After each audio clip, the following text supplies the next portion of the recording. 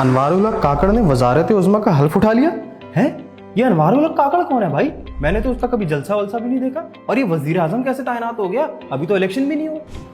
ارے نہیں بھائی، وہ تو نگراں وزیر اعظم ہے اور وہ تو آئینی طریقے سے مقرر کیے گئے ہیں اور ان کا مقصد صرف انتخابات کروانا ہے شفاف اور غیر جانبدارانہ طریقے سے، بس.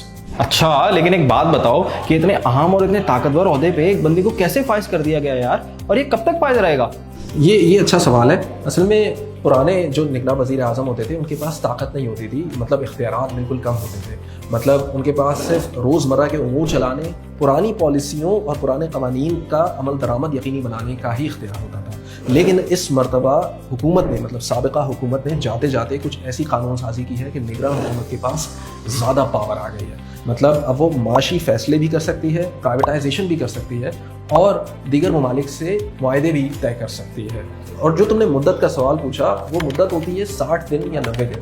60 دن اس صورت میں کہ سابقہ حکومت اپنی مدت پوری کرے اور اس دن اسمبلیاں تحلیل ہوں جس دن ان کی مدت تمام ہوتی ہے. اور 90 دن اس صورت میں ہوتی ہے کہ جب اسمبلیاں قبل از وقت، مطلب اپنے مقررہ وقت سے پہلے تحلیل کر دی جائیں. تو اس مرتبہ اسمبلیاں تحلیل ہونے کا صحیح وقت تھا 12 اگست، لیکن شہباز شریف جو کہ وزیر اعظم تھے انہوں نے اسمبلیاں کر دی 9 اگست کو تحلیل. اس کا مطلب اب نگراں حکومت کے پاس 90 دن کا وقت ہے انتخابات کرانے کا. ہاں تو یار یہ 90 دن تک اگر نگراں حکومت الیکشن بھی نہ کروا پائی تو اس کے بعد کیا ہو گیا؟ اس کے بعد کیا نئی کوئی نگراں حکومت آئے گی؟ اور دوسرا اور ایک بڑا سنگین معاملہ ہے پرائیویٹائزیشن کا. تو عوام نے جس حکومت کو منتخب ہی نہیں کیا تو کیا اتنا بڑا فیصلہ یہ نگراں حکومت ہی لے لے گی؟ یار یہاں پہ نا ٹیکنیکل چیزوں کو سمجھنا ضروری ہے دانیال. مسئلہ یہ ہے کہ آئین میں یا کسی بھی قانون میں نگراں حکومت کی مدت کتنی ہوگی اس کا تعین ہی نہیں ہے. وہ 60 دن یا 90 دن یا 120 دن نہیں ہوگی. آئین میں تعین یہ کیا گیا ہے کہ الیکشن کمیشن آف پاکستان کو کتنے دن میں انتخابات کرانا ضروری ہے ایک اسمبلی تحلیل ہونے کے بعد. اس کو ایک مثال سے بہتر سمجھا جا سکتا ہے کہ پنجاب اور خیبر پختونخوا کی صوبائی اسمبلیاں ایک عرصے سے تقریباً 1 سال سے تحلیل شدہ ہیں، لیکن وہاں پہ چونکہ انتخابات نہیں ہو رہے تو وہاں کی کیئر ٹیکر حکومت ہی ابھی تک وہاں پہ نافذ ہے. اس کی وجہ یہ ہے کہ الیکشن کمیشن نے اپنا کیس کہ وہ انتخابات کروائے گی وہاں پہ ضمنی وہ کورٹ میں چیلنج کیا ہوا ہے.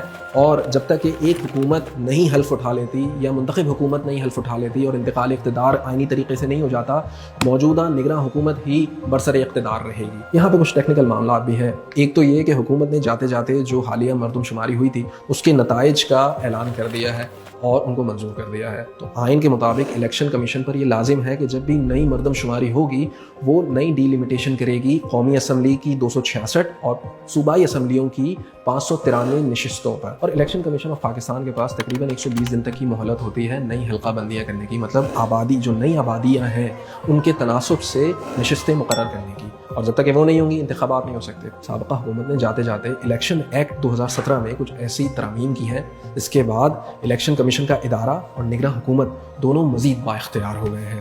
سب سے پہلا تو یہ کہ انہوں نے یہ اختیار کے الیکشن کے پروگرام کا اعلان کب کرنا ہے یہ خود الیکشن کمیشن کے ادارے کو دے دیا. پہلے یہ صدر پاکستان کے پاس اختیار موجود ہوتا تھا کہ وہ یہ اعلان کریں کہ الیکشنز کب ہوں گے. اور دوسری ترمیم یہ کہ انہوں نے نگراں حکومت کو یہ اختیار دے دیا ہے کہ اگر ایسی صورتحال پیدا ہو جائے کہ ملکی معاش کے حوالے سے اہم فیصلے لینے ہوں تو وہ لے سکتے ہیں. یہاں پہ تمہارے دوسرے سوال کا جواب بھی آ جاتا ہے. مطلب اگر ایک حکومت کو کسی نے منتخب ہی نہیں کیا تو وہ اتنے اہم فیصلے کیوں کر رہی ہے؟ مثال کے طور پر قومی اثاثوں کی نجکاری. تو یہ بات سمجھنا ضروری ہے کہ کچھ اداروں کو ملکی معیشت پر بوجھ سمجھا جاتا ہے. PIA، steel mill, civil aviation اور ریلویز کی نجکاری کی کئی مرتبہ کوشش کی گئی ہے کیونکہ ان میں لوگوں کی تنخواہیں دینے، ان کی سبسڈیز دینے اور ان کی پینشنز ادا کرنے میں ملکی معیشت کا بہت پیسہ نکل جاتا ہے. اور چونکہ وہاں پہ سیاسی بھرتیاں اور تقرریاں بھی بہت ہوتی ہیں تو وہاں پہ اصل کام نہیں ہوتا، یہ کہنا ہے معاشی ماہرین کا. تو اگر ایک نگراں حکومت کے پاس یہ اختیار ہوگا کہ وہ کسی ادارے کو پرائیویٹائز کر دے تو نہ اس کو آئندہ لوگوں سے ووٹ لینے ہیں نہ اس کو لوگوں کی سزا اور جزا کا کوئی مسئلہ ہے. اچھا چلو خیر یہ تو وقت ہی بتائے گا کہ ان قانون سازیوں کے کیا نتائج نکلیں گے، لیکن یہ بتاؤ کہ 90 دن کم نہیں اتنے بڑے بڑے فیصلے کرنے کے لیے؟ یہ بہت دلچسپ سوال ہے.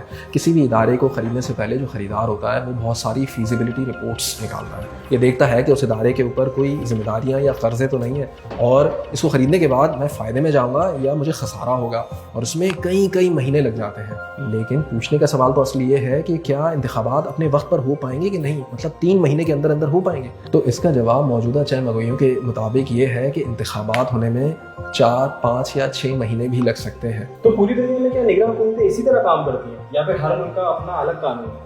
नहीं भाई, पाकिस्तान इस तर्ज में मुनफरिद है। पाकिस्तान के अलावा पूरी दुनिया में कहीं भी निगरां हुकूमत का सेटअप नहीं होता, बल्कि जो हुकूमतें अपनी मुद्दत तमाम कर रही होती हैं वही आखिर में इंतखाबात करवाती हैं शफाफ तरीक़ों से। उन इदारों के ज़रिए इंतखाबात होते हैं जो इसके हवाले से मुकर्रर करता होते हैं, और फिर वो इंतकाल इख्तियार करती हैं नई हुकूमत को। निगरां हुकूमत सिर्फ पाकिस्तान में ही रह गई है। और एक दिलचस्प बात बताऊँ तो मैं 73 का आइन जो पाकिस्तान में अभी तक जारी है, जब ये बना था तो उसमें निगरां हुकूमत का कॉन्सेप्ट नहीं था, बल्कि भुट्टो ने जब ये आइन बनाया तो वो उस वक्त सदर पाकिस्तान था, और फिर इंतखाबात हुए उसकी सदारत के दौरान ही, और फिर वो वज़ीर आज़म बन गया। ये जो निगरां हुकूमत का कॉन्सेप्ट है ये बाद में आया है ज़ियाउल हक के ज़माने में, जिसने RCO मतलब revival of the constitutional order जारी किया और उसमें निगरां हुकूमत का कॉन्सेप्ट दिया। और पहली निगरां हुकूमत बनी थी 1990 में, जब गुलाम इसहाक खान ने बेनज़ीर भुट्टो की हुकूमत को बरतरफ कर दिया था। तभी आज तक सिर्फ 8 निगरां वज़ीर आज़म ही रहे हैं, और जो काकड़ साहब हैं ये 8वें वज़ीर आज़म हैं बलूचिस्तान से, और इन्होंने हल्फ उठाया है 14 अगस्त 2023 को। अरे हुनैन, हाँ दानियल, यार कल से तुम ना इवनिंग शिफ्ट में आना। क्यों? मुझे मैनेजर ने तो कुछ नहीं बताया सर। अरे यार मैनेजर असल में गया हुआ छुट्टियों पे, तो निगरां मैनेजर मैं हूँ। और यार ये दानियाल नहीं, सर कहने की आदत डाल लो अब।